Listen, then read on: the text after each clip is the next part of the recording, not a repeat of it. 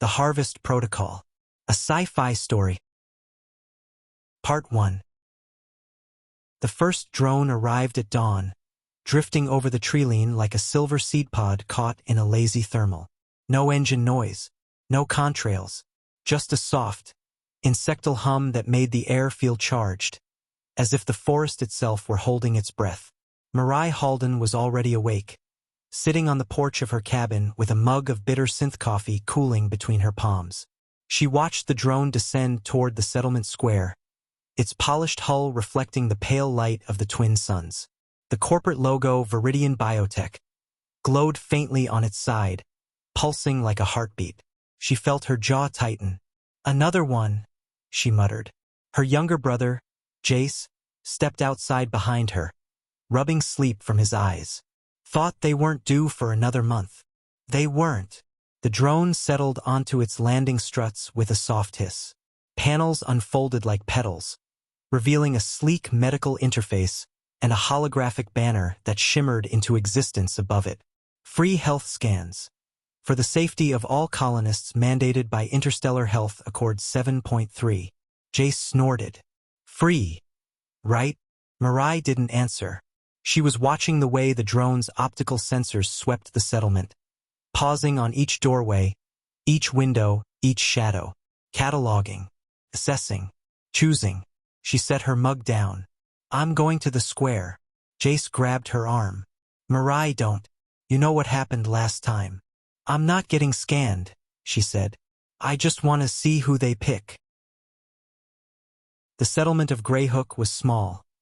Barely 200 colonists scattered across a valley carved by ancient glaciers.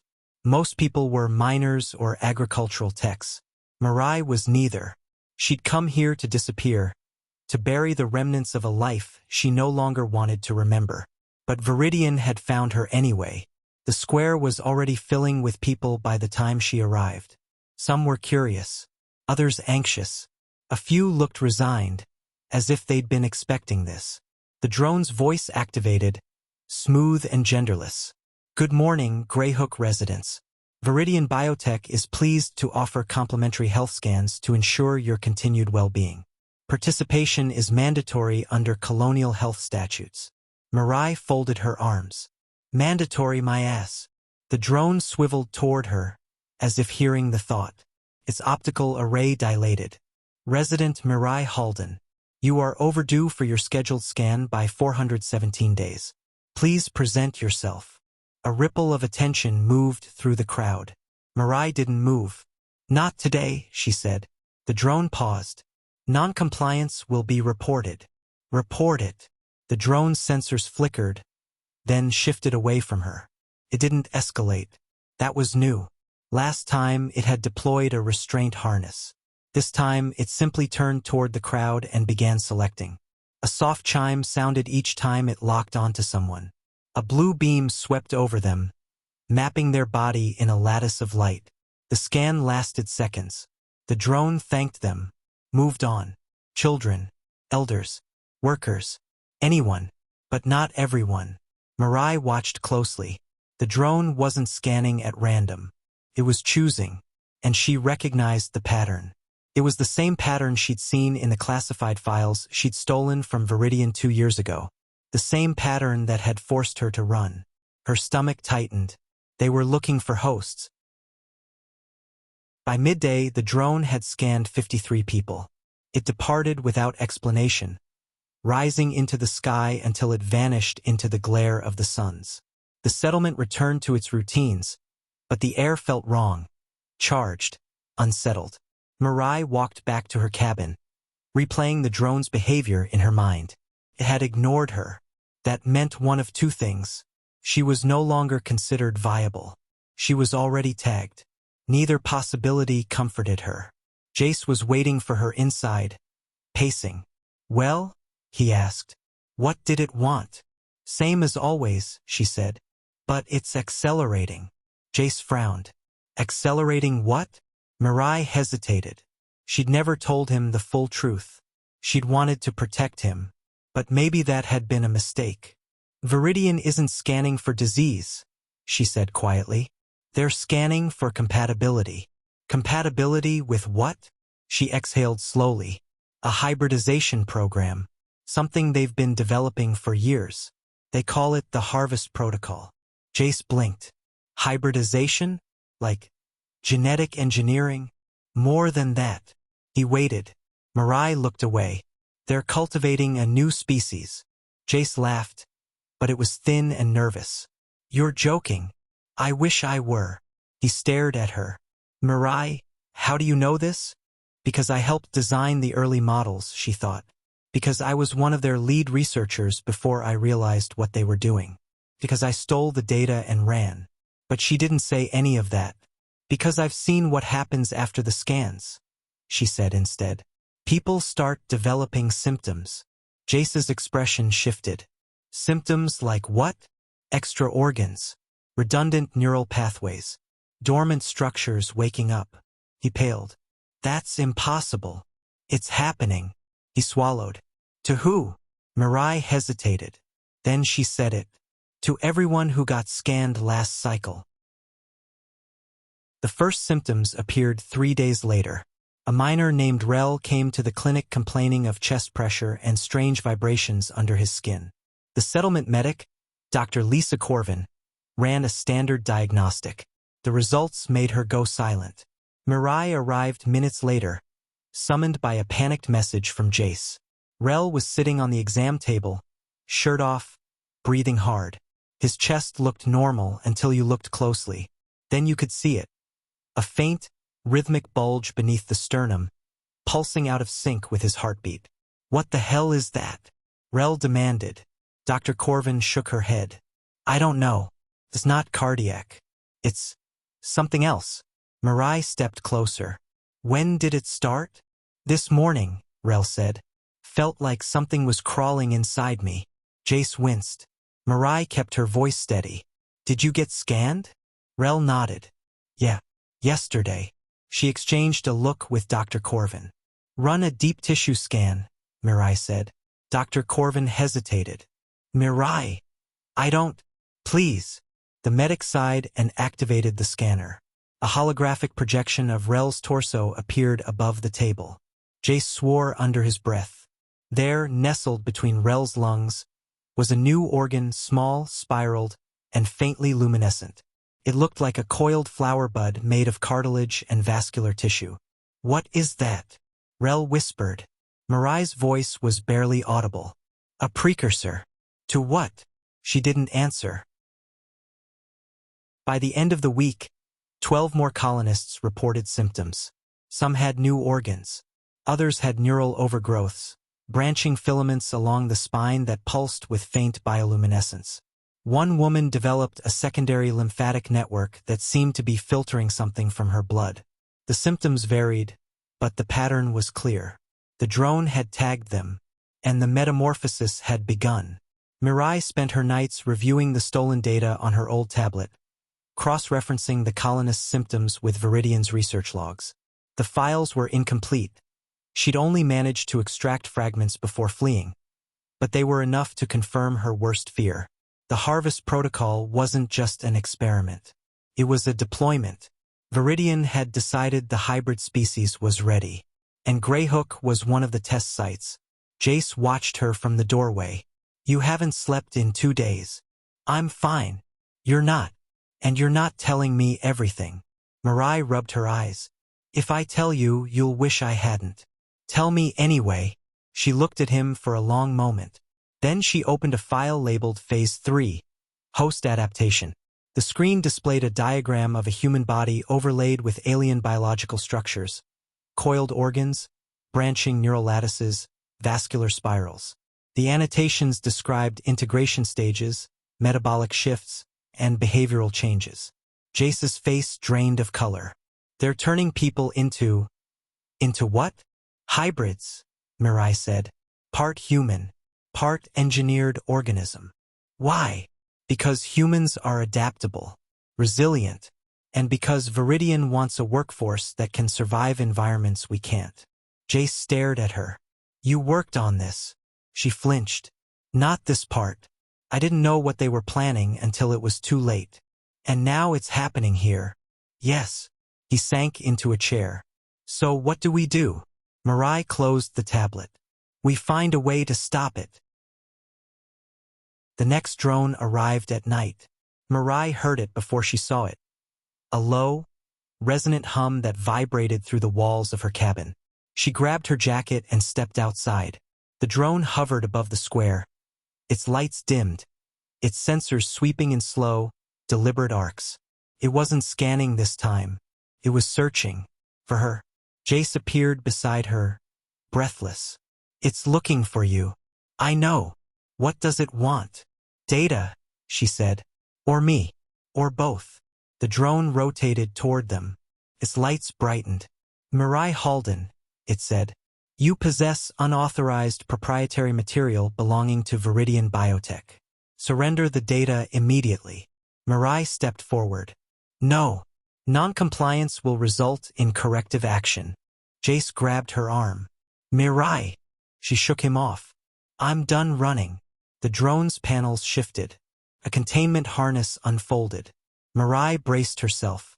But before the drone could deploy it, a figure stepped out of the shadows and fired a pulse rifle. The shot hit the drone's sensor array, sending it spiraling. Crashed into the dirt with a metallic shriek.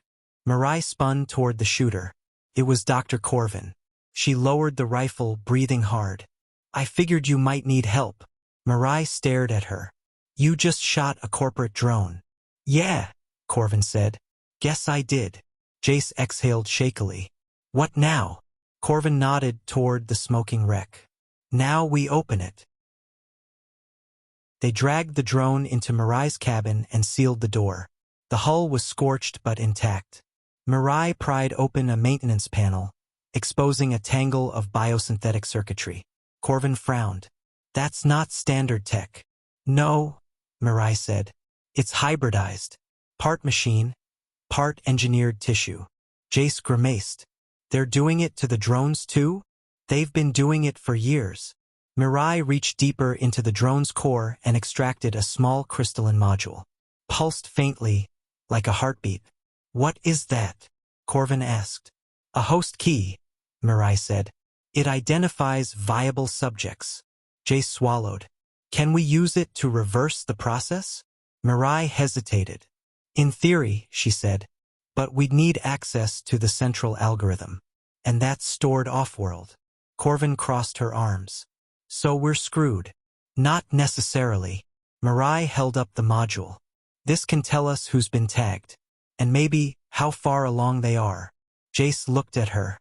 Including you? Mirai didn't answer. They activated the module. A holographic map of Greyhook appeared, dotted with glowing markers. Each marker represented a colonist. Some glowed faint blue, others pulsed green, a few flickered red. Jace pointed. What do the colors mean? Blue is early stage, Mirai said. Green is mid-stage. Red is advanced. Corvin's voice was tight. How many reds? Mirai counted. 7. Jace exhaled. Who? Mirai zoomed in. The names appeared. Rel. Tessa Vorn. Old Man Karen. 3 minors. A child named Leo. Corvin swore softly. A kid. Mirai's stomach twisted. The protocol doesn't discriminate. Jace pointed at another marker. What about that one? It's gold. Mirai froze. Gold wasn't in the files. She tapped the marker. A name appeared. Mirai Halden. Status. Anomalous. Jace stared at her. What does that mean? Mirai swallowed. It means I'm not a host. Then what are you? She looked at the module at the gold marker pulsing steadily. I think, she said slowly, I'm something they didn't account for. The next morning, the symptoms worsened. Rel collapsed in the mine tunnels, convulsing as the new organ in his chest expanded, pushing against his ribs. Tessa Vorn reported hearing voices, whispers that weren't hers, urging her to prepare. Old Man Karen's skin developed a faint, iridescent sheen, as if something beneath it was trying to break through. The settlement was unraveling. Corvin worked non-stop, trying to stabilize the affected colonists. Mirai assisted where she could, But most of the changes were beyond medical intervention. They weren't illnesses. They were transformations. Jace confronted her outside the clinic. "We need to evacuate," he said. "Get everyone off-world." "We can't," Mirai said. "Viridian controls the transport routes. They'll intercept any ship that leaves without authorization. Then what? We just wait for everyone to turn into whatever they're becoming." "No," Mirai said. "We fight back." Jace laughed bitterly. "Against a megacorp with its own private army?" "Not directly." She held up the host key module. "We use this. We find out what they did to me, and we turn it against them." Jace stared at her. "Mirai, what if the reason you're anomalous is because you're already changing?" She didn't answer, because she'd felt it too. A faint warmth beneath her skin, a tingling along her spine, a sense of something waking up inside her. But she wasn't like the others. Her changes felt controlled, directed, as if whatever Viridian had put in her years ago was finally activating. And she didn't know whether that made her their greatest threat, or their perfect creation. Part 2. The suns were setting when the first scream tore through Greyhook. Mirai sprinted toward the sound, pulse hammering. Jace and Dr. Corvin followed close behind, weapons drawn. Pulse rifles scavenged from the old security depot, their charge cells half dead but better than nothing. They found Rel in the alley behind the storage depot, doubled over, hands clawing at his chest. His shirt was soaked with sweat. His skin glowed faintly beneath the surface, as if lit from within. "Mirai," he gasped. "It's moving." She knelt beside him. "Rel, look at me. Stay with me." He convulsed violently. Something beneath his sternum twisted, pushing outward. His ribs flexed unnaturally, bending like softened metal. Corvin swore. "It's accelerating." Mirai pressed her hand to Rel's chest. The new organ was expanding rapidly, too rapidly. It pulsed with a rhythm that wasn't human, a deep, resonant thrum that vibrated through her bones. Rel screamed again, his back arched, his eyes rolled white. Jace raised his rifle. "Mirai, what do we do?" She didn't answer, because she didn't know. Rel's skin split along his sternum, not tearing, but opening, like a seam unzipping. A thin membrane pushed through, slick and translucent, pulsing with bioluminescent veins. Corvin grabbed Mirai's arm. "We have to sedate him." "No," Mirai said sharply. "If we sedate him now, his system might collapse."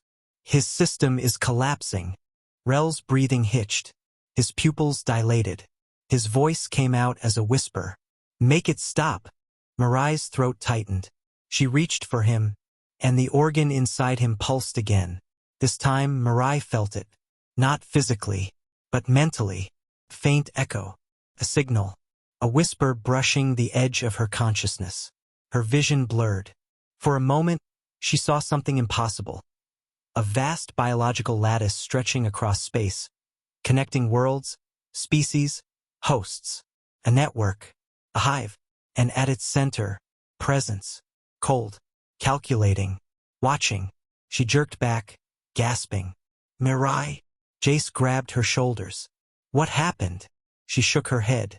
I don't know." But she did know. The metamorphosis wasn't random. It was coordinated, directed, and she had just touched the signal controlling it. Rel convulsed one last time.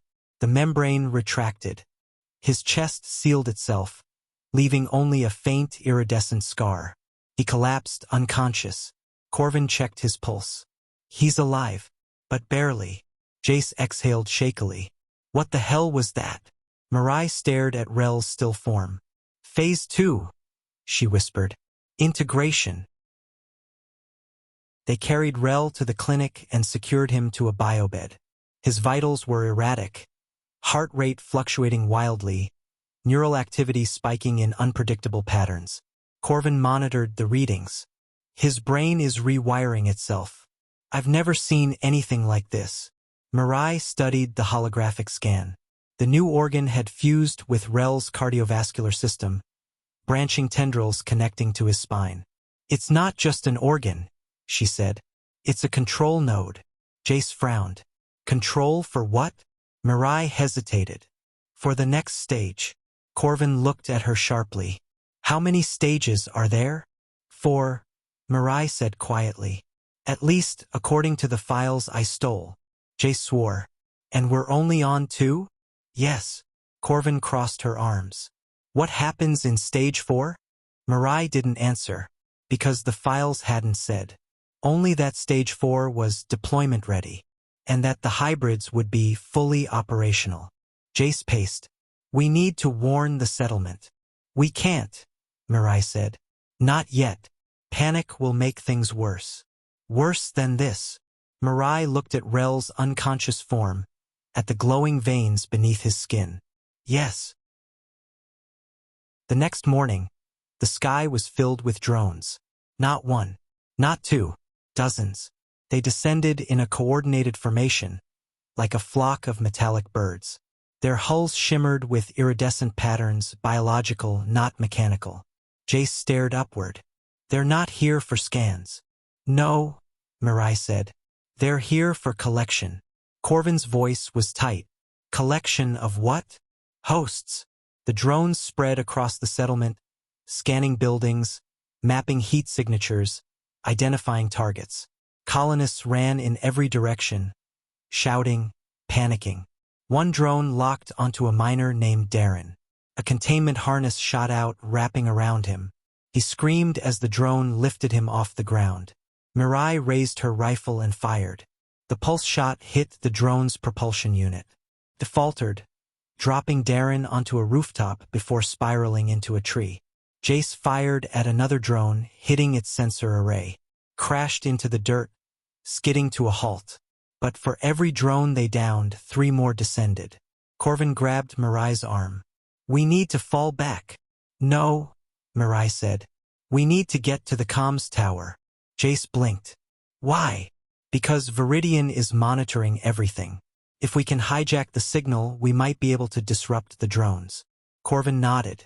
Then let's move. They sprinted toward the tower, weaving between buildings as drones swooped overhead. Colonists scattered, some hiding, others fighting back with whatever tools they had. A drone fired a stun burst, hitting the ground inches from Mirai's feet. She stumbled but kept running. Jace covered her, firing at the drone until it retreated. They reached the base of the comms tower. Mirai hacked the access panel, overriding the lock. The door slid open. Inside, the air was cool and humming with energy. Mirai rushed to the control console. I need time. Jace and Corvin took positions by the door. Drones were converging. Mirai connected the host key module to the console. The system flickered, confused by the hybrid tech. She forced a manual override, bypassing the encryption. The screen filled with cascading data, frequencies, neural signatures, control protocols. She recognized them. She'd helped design the early versions. Jace fired at a drone trying to breach the doorway. Mirai, whatever you're doing, do it faster. I'm trying. Corvin reloaded her rifle. We've got 3 more incoming. Mirai isolated the control frequency. It pulsed like a heartbeat. Steady, rhythmic, alive. She hesitated. If she disrupted it, the drones might shut down. Or they might go berserk. She didn't have time to think. She injected a countersignal. The frequency wavered. The drones outside faltered mid-air, their lights flickering. Jace peeked outside. It's working. Then the frequency surged. The drones stabilized. And every drone in the sky turned toward the comms tower. Corvin swore. You pissed them off. Mirai's eyes widened. No, they're not reacting to the signal. Then what? They're reacting to me. Jace stared at her. Why you? Mirai swallowed. Because I'm broadcasting. What?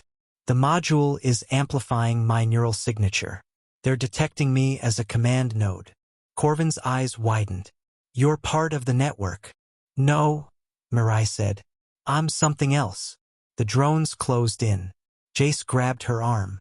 We need to run. No, Mirai said. If I disconnect now, They'll tear the tower apart. Then what do we do? Mirai took a deep breath. We let them in.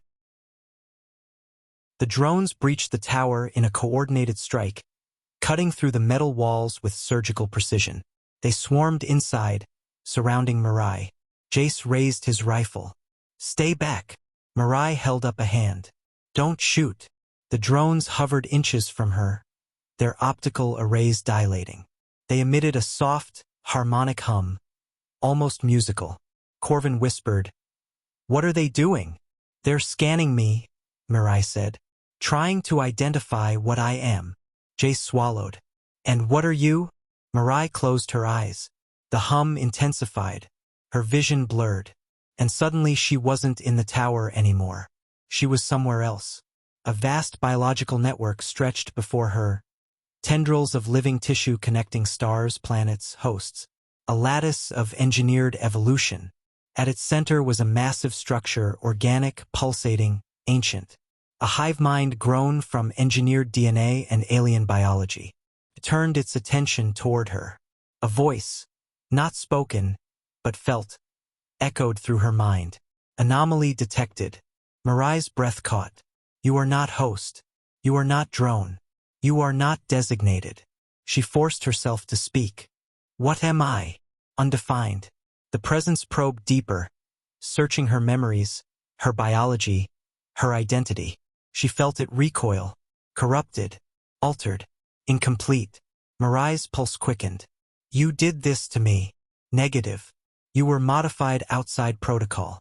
Her stomach twisted. Someone at Viridian had altered her. But why? The presence withdrew slightly. Anomaly threatens integration. Anomaly must be neutralized. Mirai's eyes snapped open. The drones around her activated their containment harnesses. Jace shouted, "Mirai!" Corvin raised her rifle. Mirai lifted her hand. "Stop!" The drones froze. Jace blinked. "How did you?" "I don't know," Mirai said. "But I can control them." Corvin stared at her. "Mirai, what are you becoming?" Mirai looked at the drones, at the pulsing host key module, at the data streaming across the console. "I think," she said slowly, "I'm becoming their override." They retreated to the clinic, using the drones under Mirai's control as a protective escort. Colonists stared in shock as the drones hovered silently around her, awaiting commands. Rel was awake when they arrived. His eyes glowed faintly with bioluminescent threads. His voice was deeper, resonant. "Mirai," he said, "I can hear them." She approached cautiously. "Hear who?" "The others. The hosts. The network. It's calling." Corvin monitored his vitals. "His neural activity is off the charts." Rel looked at Mirai. "You're different." "Yes." "You're not like us." "No." He tilted his head. "You're louder." Mirai frowned. "Louder." "In the network," Rel said. "Your signal. It's dominant." Jace stepped forward. "What does that mean?" Rel's glowing eyes fixed on Mirai. "It means she can lead us." Mirai's stomach tightened. "Lead you where?" Rel smiled faintly. "To the next stage." Night fell. The drones patrolled the perimeter of the settlement under Mirai's command. The colonists gathered in the square, frightened, confused, desperate for answers. Mirai stood before them, Jace and Corvin at her side. She took a deep breath. "Viridian has been using this settlement as a test site," she said. "The scans weren't medical. They were tagging you for metamorphosis." Murmurs rippled through the crowd. "They're turning you into hybrids, part human, part engineered organism. The process has already begun." A woman stepped forward, trembling. "Can it be stopped?" Mirai hesitated. "I don't know." A miner shouted. "Then what the hell do we do?" Mirai looked at the drones hovering above, at the glowing veins beneath Rel's skin, at the fear in the colonists' eyes. "We fight back," she said. "But not with weapons." Jace frowned. "Then how?" Mirai lifted the host key module. "With this. And with me." Corvin stepped closer. "Mirai, are you sure?" "No," Mirai said. "But I'm the only one who can interface with the network." If I can override the control signal, I might be able to halt the metamorphosis. Rel shook his head. You can't halt it. Mirai turned to him. Why not? Because it's already inside us, Rel said. Growing, changing, becoming. Jace clenched his fists. Then what's the point? Rel looked at Mirai with glowing eyes. She can change the direction. Mirai's breath caught. What do you mean? Rel smiled faintly. You can rewrite us. Mirai sat alone in her cabin, the host key module pulsing softly on the table. The drones hovered outside like silent sentinels. She stared at her hands. They looked normal, but she didn't feel normal.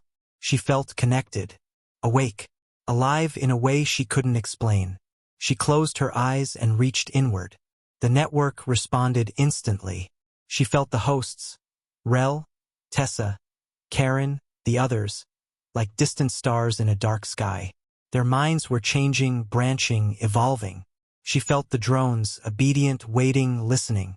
And she felt the presence at the center of the network. Watching, waiting. She pushed deeper. The presence stirred. Anomaly. Mirai steadied herself. I'm not your anomaly. I'm your correction. Unauthorized. Too bad. She reached for the control lattice. The presence pushed back.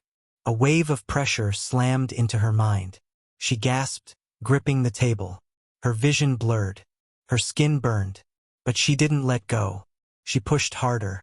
The lattice cracked. The presence recoiled. Unacceptable. Mirai opened her eyes. The host key module glowed gold. Her veins glowed with the same light. She whispered, I'm rewriting the protocol. The ground shook. Jace burst into the cabin. Mirai, what's happening? She stood slowly. Her eyes glowed gold. I connected to the network. Corvin rushed in behind him. Are you okay? No, Mirai said. But I'm in control. Rel appeared in the doorway, his glowing eyes wide. I felt it, he whispered. You changed the signal. Mirai nodded. I severed the link to the hive mind. Corvin blinked. You cut them off? Yes. Jace exhaled. So it's over? Mirai shook her head. No.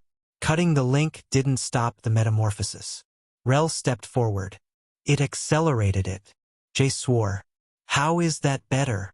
Mirai looked at him. Because now it's not their metamorphosis. Corvin's eyes widened.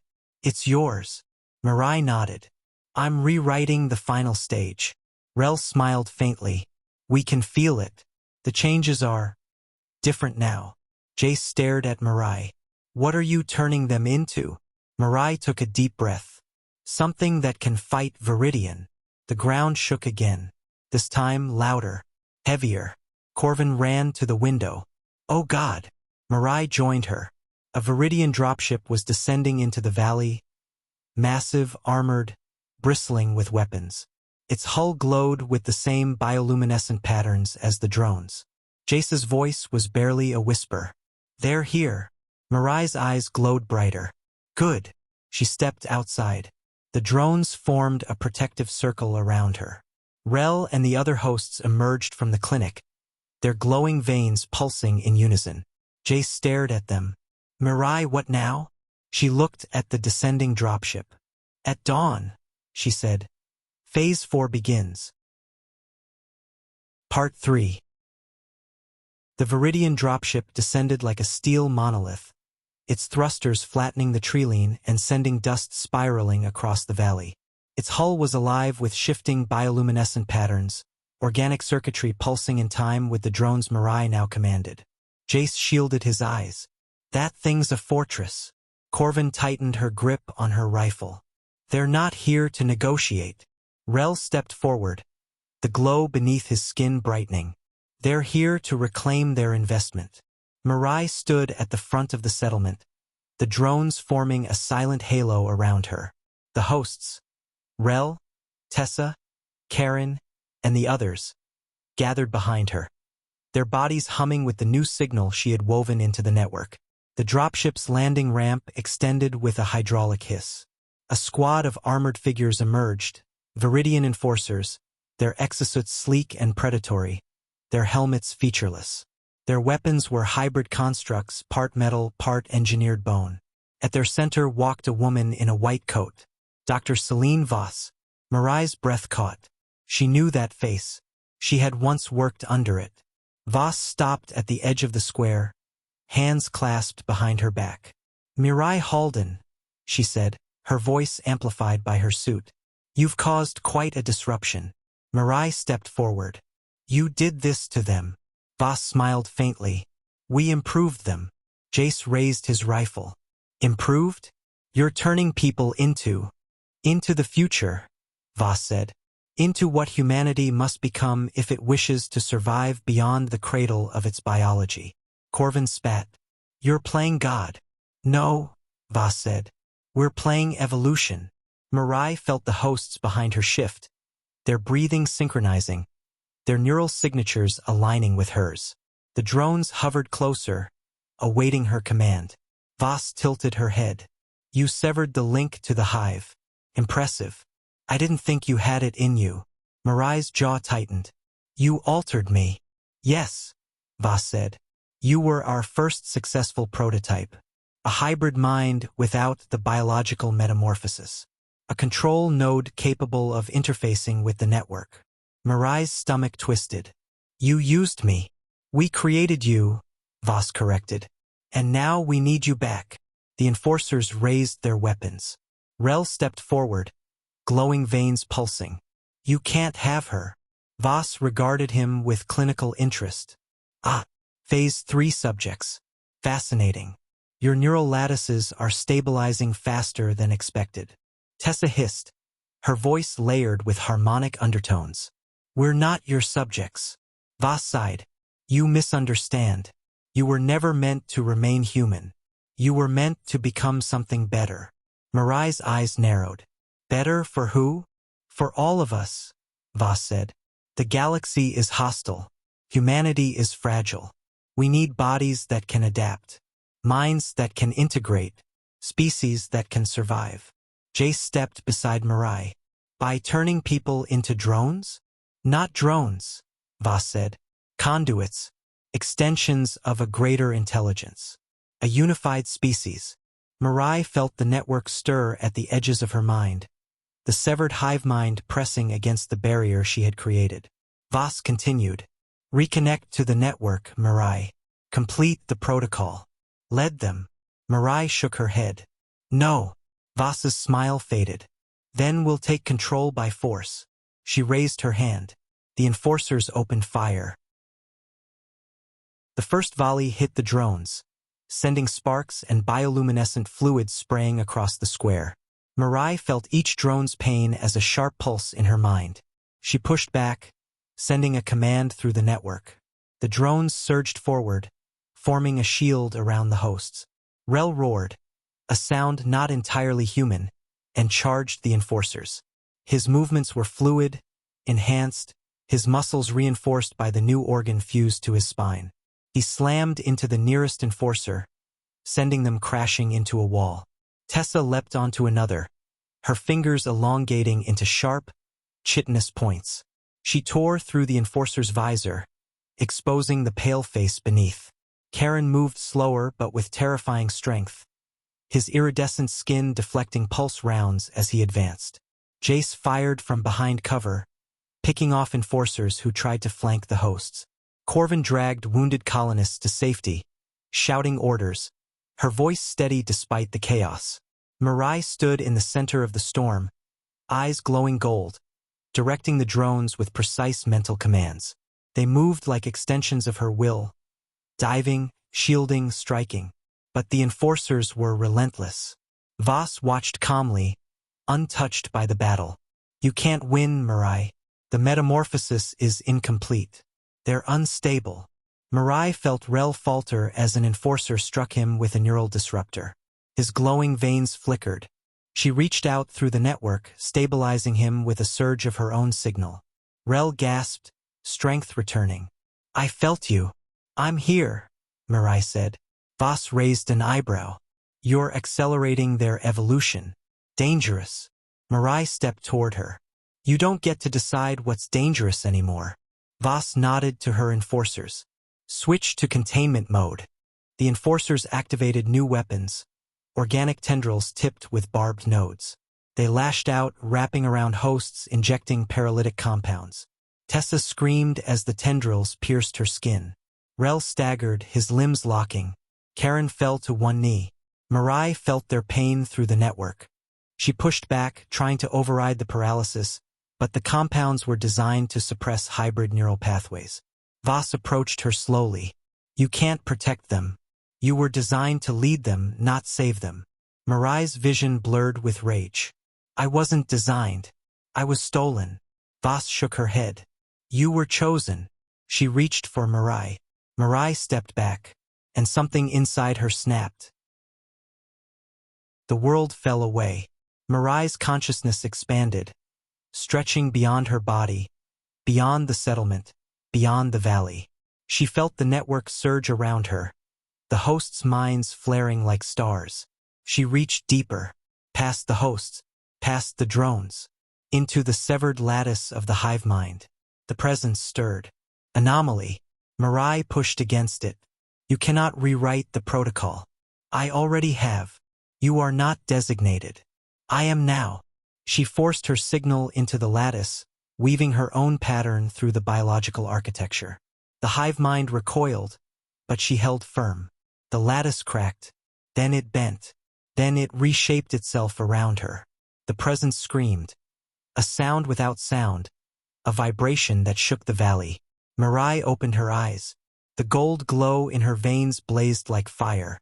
Voss stumbled back. What have you done? Mirai stepped forward. I've taken control. The enforcers froze mid-movement, their hybrid weapons going limp. The tendrils retracted from the hosts. Rel gasped as strength returned to his limbs. Tessa tore the remaining tendrils from her skin. Karen rose to his feet, eyes blazing. The drones hovered silently, awaiting Mirai's command. Voss stared at her, horror dawning. You connected to the hive. No, Mirai said. I replaced it. The enforcers' helmets flickered. Their suits spasmed. One by one, they collapsed, their neural implants overridden by Mirai's signal. Voss backed away. You don't understand what you've done. The hive mind wasn't just a control system. It was a stabilizer. Without it, the hybrids will evolve, Mirai said. Mutate, Voss corrected. Unpredictably, violently. Mirai shook her head. Not anymore.